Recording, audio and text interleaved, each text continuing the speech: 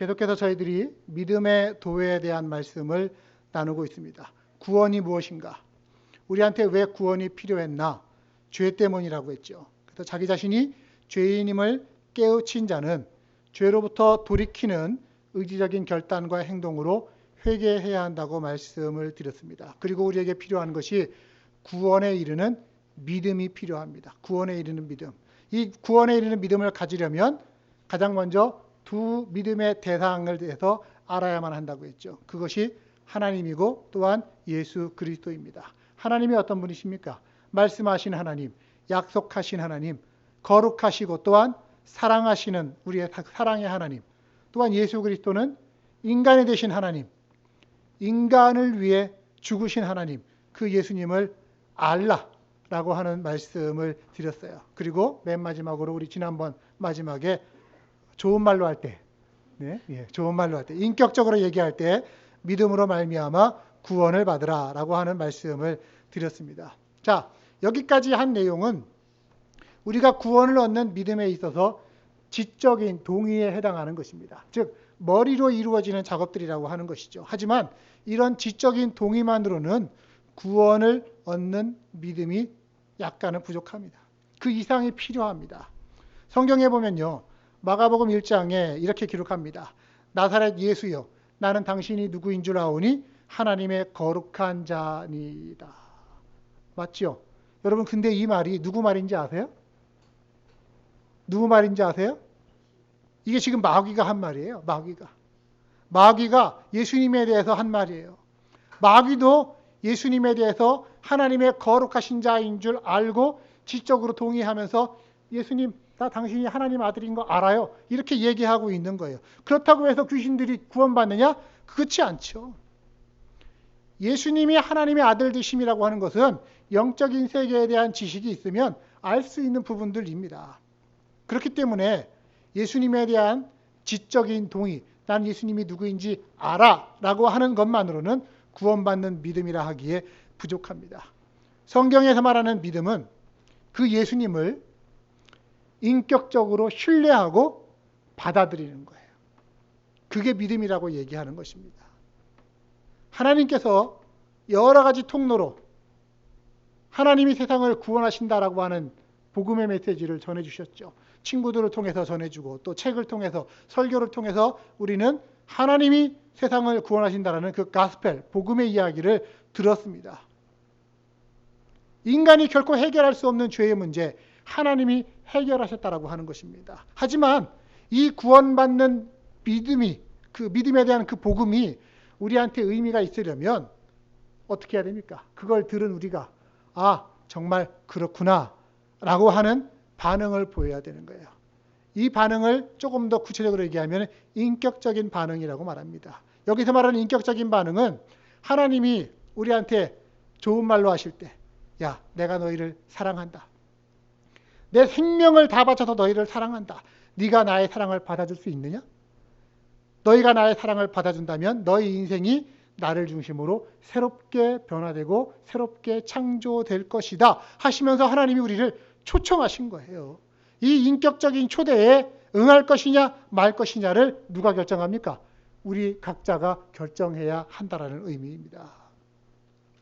자, 지금까지 우리가 다루었던 구원받는 복음의 핵심을 다시 한번 좀 점검하기를 원합니다.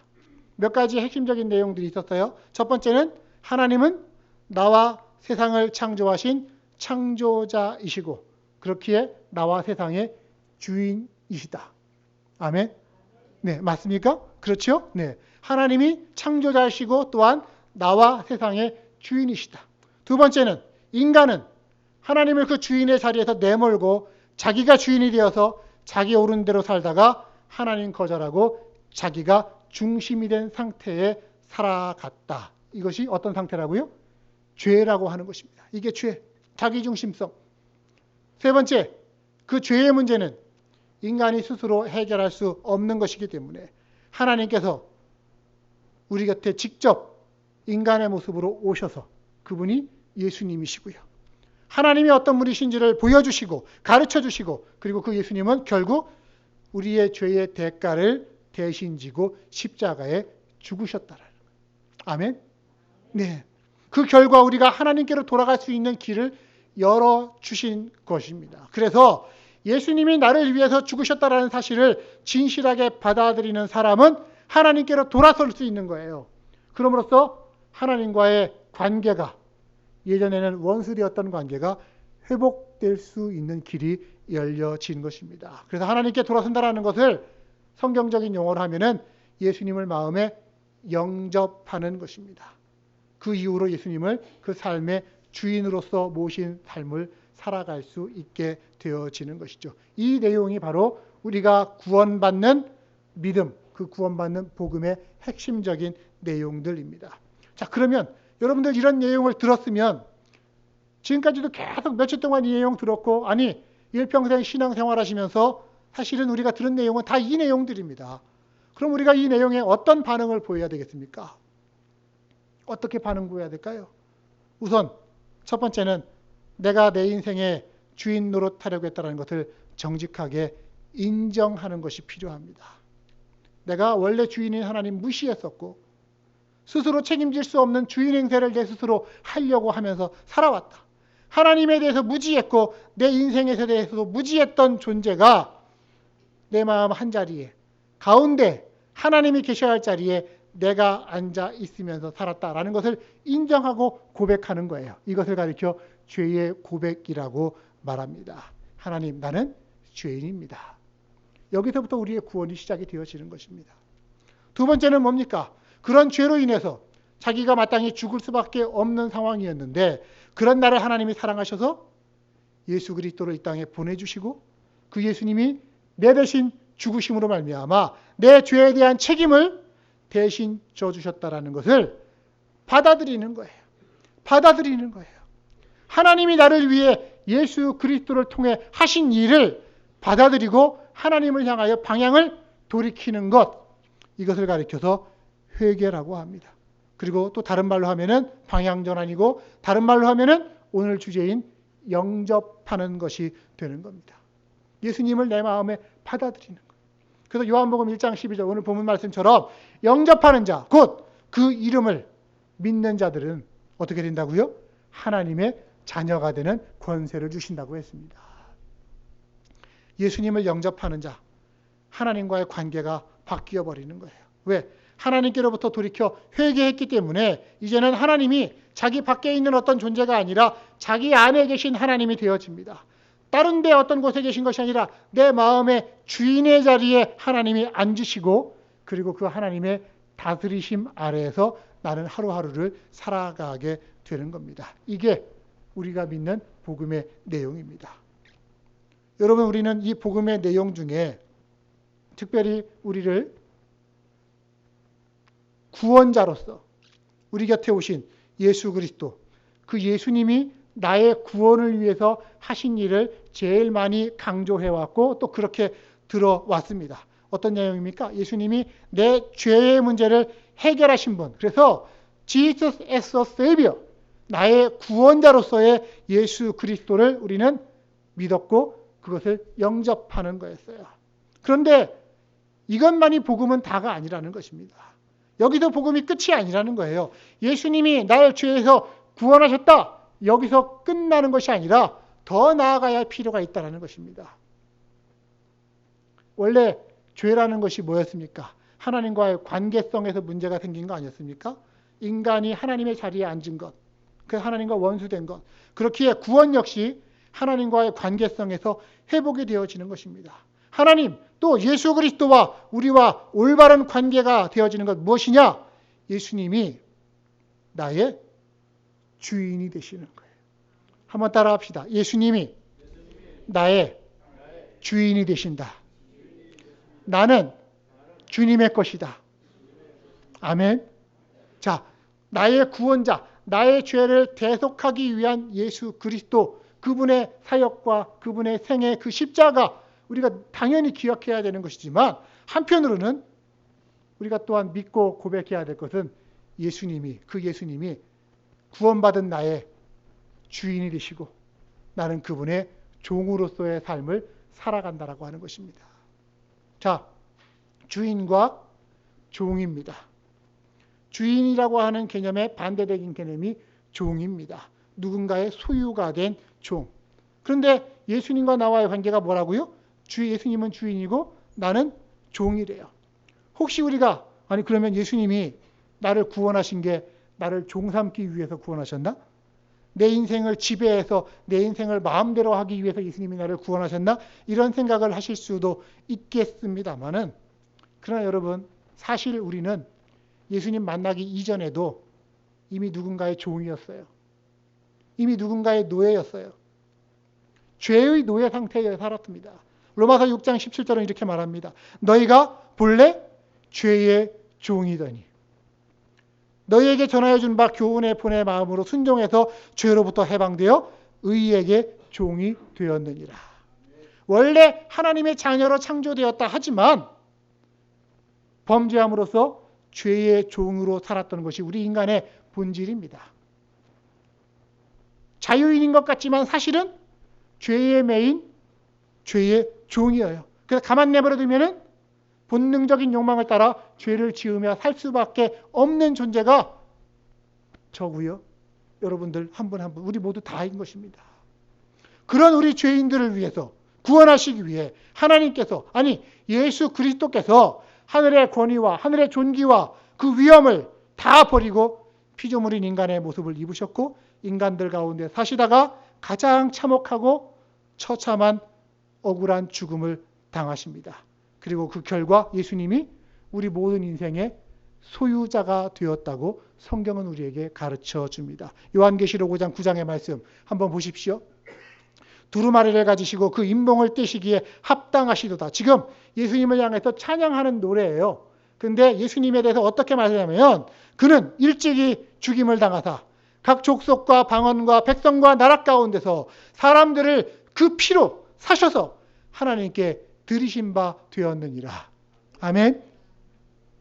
일찍이 우리를 위해서 죽임을 당하사 각 족속과 방언과 백성과 나라 모든 온 인류 가운데서 그 사람들을 당신의 피로 사셔서 하나님께 드리셨다. 하늘의 찬양. 자신의 모든 것을 들여서 인간들을 사셨고 그 결과 법적으로 인간의 소유자가 되셨다라는 것. 그분이 바로 예수 그리스도인 줄을 우리는 알아야 됩니다. 그래서 특히 이 자리에 모신 여러분들 예수 그리스도를 자신의 구원자로 믿는 자는 예수님이 당신의 피로 사신 예수님의 것인 줄을 또한 믿으시기를 바랍니다. 나는 예수님의 것이에요. 우리는 예수님의 것이에요. 내가 구원받았다면 그 피로 구원받았다면 난 또한 예수님의 것입니다라고 하는 것을 고백하고 인정할 수 있어야 되는 겁니다. 그럼 예수님이 우리의 주인 되신 의미가 무엇입니까? 너는 내 거야. 그러니까 내가 내 마음대로 내 종으로 그렇게 마음대로 부리기 위해서 당신의 소유로 삼으셨습니까? 아닙니다. 사실은 우리에게 진정한 참된 자유를 회복시켜 주시기 위해서 우리의 주인이 되셨습니다. 우리가 믿음을 통해서 예수님을 나의 인생의 주인으로서 모시고 의의 종이 되는 것의 그 본질적 의미가 뭐냐?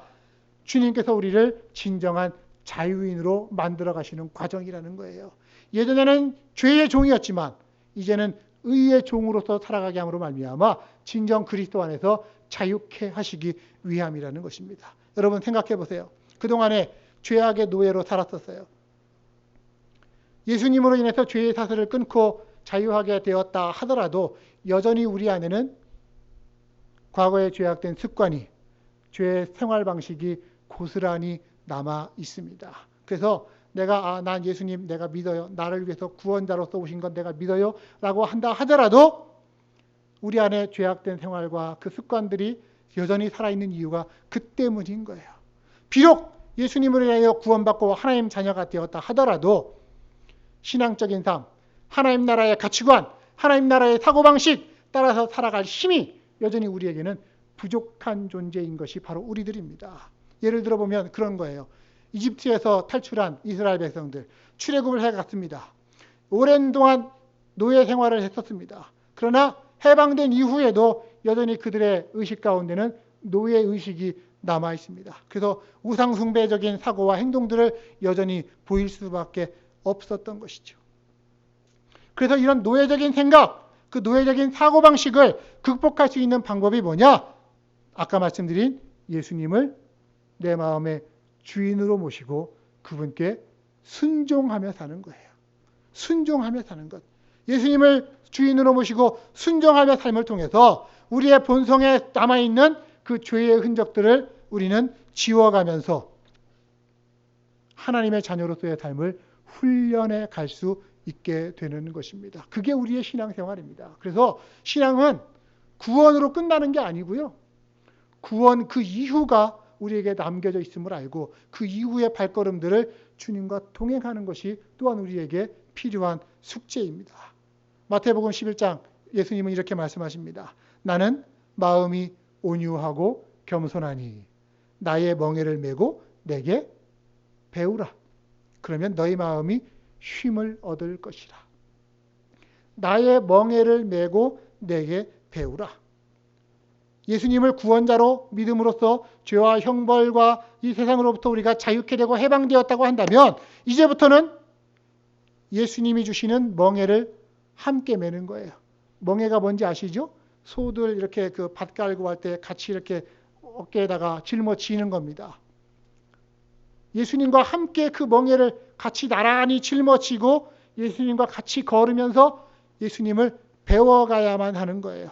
왜? 그 멍에가 진정 우리를 살리는 멍에가 될 것이고 그 멍에가 하나님 자녀로서 살아가는 삶을 가르쳐주는 멍에이기 때문입니다. 그 훈련의 과정이 우리에게 필요한 것입니다. 그렇게 하루하루 훈련해 나아가면서 예수님의 종으로서 순종하며 살아가다 보면 언젠가 예수님이 우리에게 이런 말씀을 하시게 됩니다. 요한복음 15장 14, 15절 너희는 내가 명하는 대로 행하면 곧 나의 뭐라고요? 친구라. 이제부터는 너희를 종이라 하지 아니하고 종은 주인이 하는 것을 알지 못하기 때문에 내가 너희를 친구라 하였노니 내가 내 아버지께 들은 것 다 너희에게 알게 하였음이니라. 예수님이 처음에는 종으로 불렀어요. 순종을 요구하셨어요.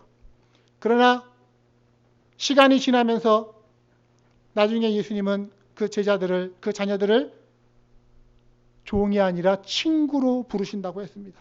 여러분 놀랍지 않습니까? 예수님을 내가 친구로 여기다니요. 예수님이 내가 친구가 된다라고 하는 것. 나의 구원자, 나의 주님이라고 여기면서 시작했는데 그분이 나의 친구가 되어주신다라고 하는 것.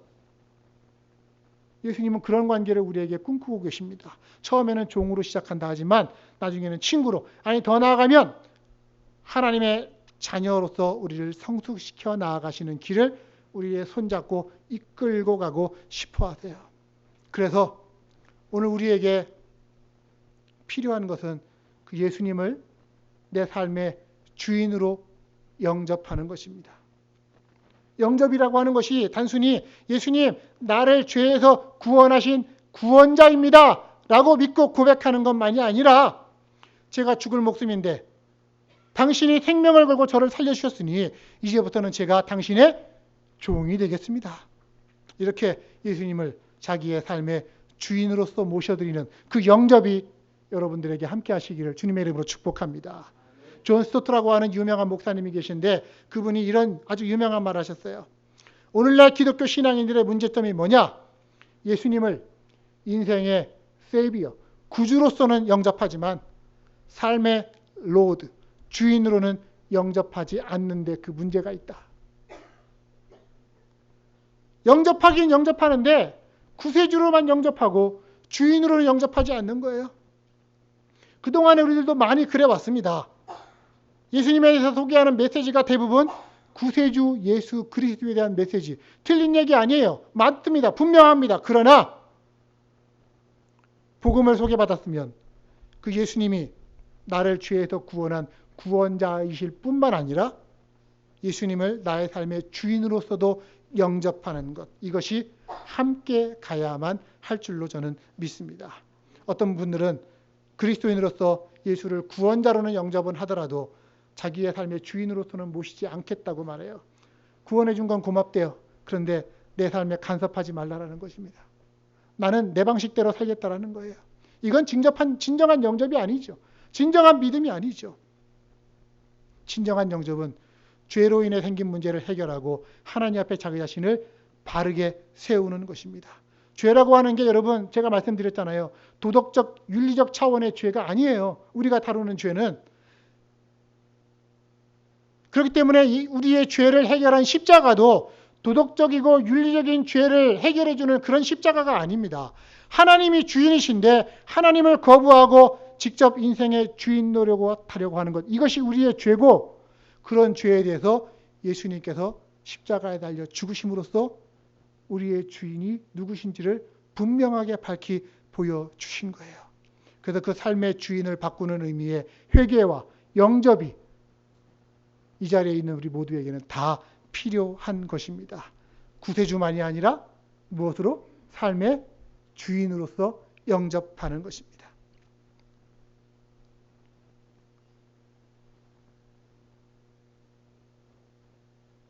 여러분, 진정한 영접은 예수님과 인격적인 관계가 회복되는 것입니다. 구원자로서 영접하는 것만이 아니라 마음을 열고 예수님을 자기의 마음의 동반자로서 여기는 것, 그렇게 받아들이는 것.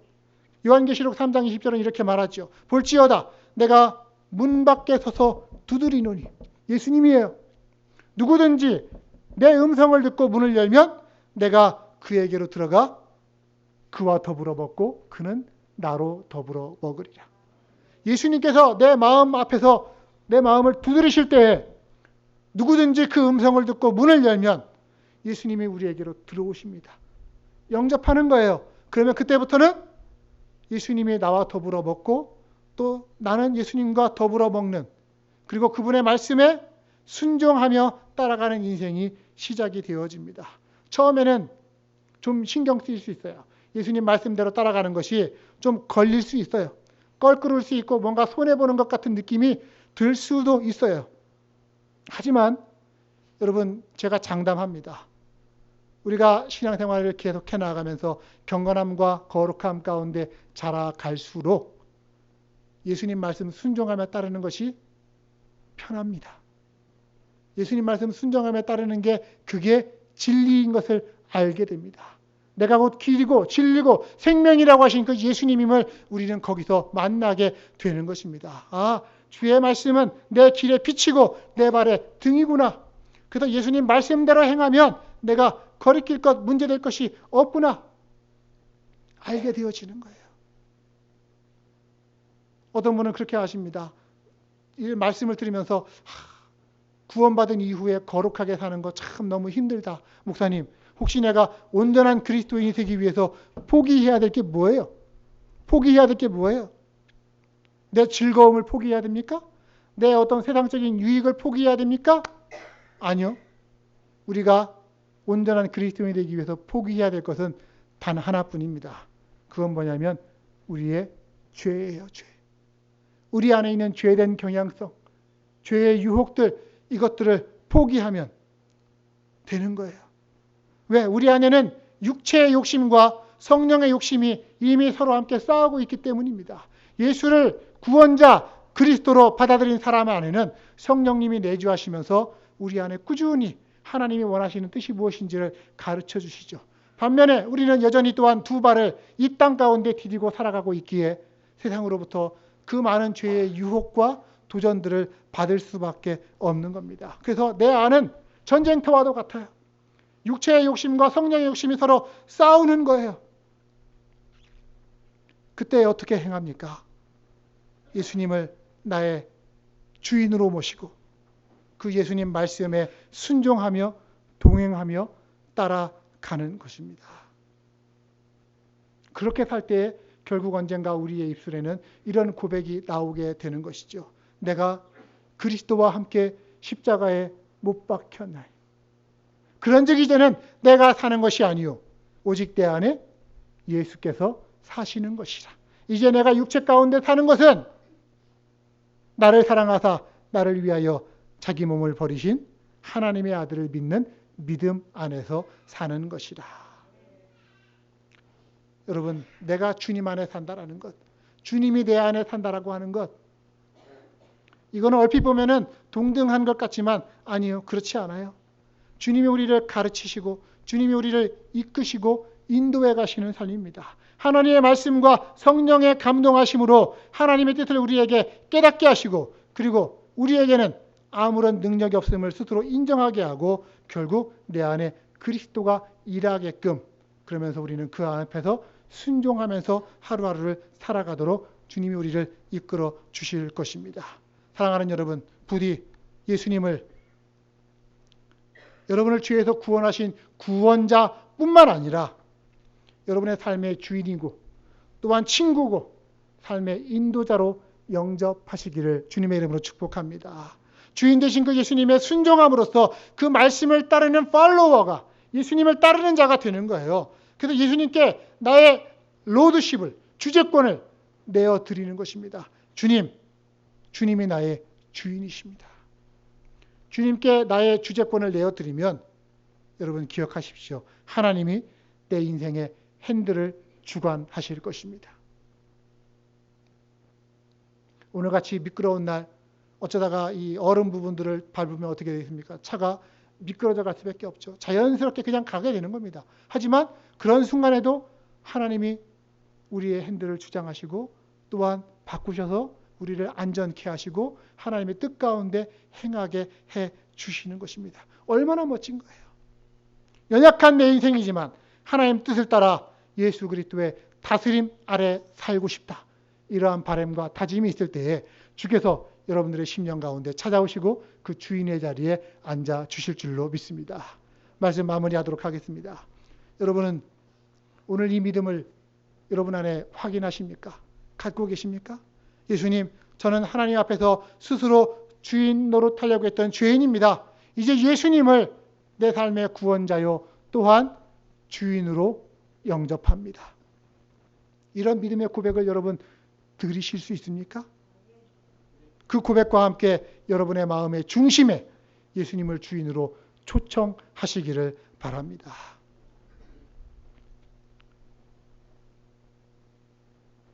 때로는 우리가 이렇게 결단했다 하더라도 우리의 생각대로 쉽지 않아요. 왜냐? 어떤 영역에서는 예수님의 주인 되심을 인정하려고 해도 또 어떤 영역에서는 한사코 그걸 부정하고 싶은 영역들이 우리 안에는 다 있기 마련이거든요. 왜?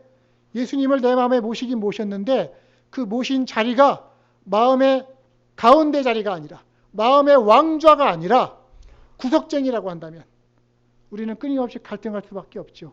예수님은 그 구석에서도 우리를 향하여 얘야 하나님 말씀과 뜻대로 사는 길이 이런 거란다라고 하면서 말씀하실지라도 주님 거기 구석에 좀 쭈그려 앉아 가만히 계셔요. 내가 필요할 때 내가 부를 테니까 이렇게 얘기하게 된다는 거예요. 이건 신앙이 아닌 것이죠. 로마서 14장 8절은 말합니다. 우리가 살아도 주를 위하여 살고 죽어도 주를 위하여 죽나니 그러므로 사나 죽으나 우리가 주의 것이로다. 이런 믿음의 고백을 우리가 함께 들을 수 있기를 원합니다. 어떤 분이 예수 믿는다라는 게 무엇인가 라는 것에 대해서 짤막하게 이런 글을 쓰셨어요. 그 글을 마지막으로 여러분들과 나누려고 합니다. 예수 믿는다라는 것은 처음에는 마치 내가 사는 집을 수리하는 것과 같다고 생각을 했다. 그래서 지붕에 비가 새니까 지붕을 뜯어 고치고 깨진 유리창을 바꾸어 달고 삐걱대는 대문을 갈아 끼고 새로운 벽지를 발라 붙이는 것 같이 예수 믿는다는 것도 내 습성을 조금씩 고치는 것으로 알고 그렇게 받아들였다. 신앙생활을 그렇게 시작했다. 그런데 뜻밖의 상상도 못할 일이 일어났다. 그것은 예수께서 내 마음의 집에 연장들을 잔뜩 들고 오시더니 그리고 다른 목수들을 많이 데리고 오시더니 내가 사는 집을 모두 부숴버리는 거예요. 그리고 거기에 더 큰 궁궐을 지었는데 다름 아닌 예수님께서 주인으로 나와 함께 사시고자 그 궁궐을 지으셨다는 것이다. 여러분 신앙생활은 이러는 겁니다. 그냥 내 어떤 잘못된 습관 조금씩 바꾸기 위해서 그렇게 신앙생활하는 게 아니고요. 예수님을 내 인생의 주인으로 모셔드리는 것. 내가 사는 집은 무너진다 할지라도 예수님이 지으시는 집이 내 안에 새로 지어지고 거기 마음의 보좌에 왕좌에 예수님이 앉으시는 겁니다. 그렇게 살아가는 것이 진정한 신앙생활입니다. 예수님은 이 땅에 왕으로 오신 분입니다. 우리 그분을 여러분이 영접하시되 하인으로 영접하지 마시고요. 심부름꾼으로 영접하지 마시고요. 부디 그 예수님을 왕으로 영접하시기를 주님의 이름으로 축복합니다. 나에게는 예수님이 전부라고, 내 소망은 오직 예수님밖에 없다고, 나는 예수님밖에 자랑할 것이 없다고 이렇게 고백하며 그 왕의 자리에 앉혀드릴 수 있기를 바랍니다. 그렇게 예수님이 여러분의 심령의 왕의 자리에 앉아 계실 때 여러분의 삶 가운데 진정한 평강과 기쁨이 넘쳐날 것입니다. 그런 자들은 이렇게 찬양하는 거예요. 예수 우리 왕이여 이곳에 오셔서 보좌로 주여 임하사 찬양을 받아 주소서. 주님을 찬양하오니 주님을 경배하오니 왕이신 예수여 오셔서 좌정하사 다스리소서. 아멘. 기도하도록 하겠습니다.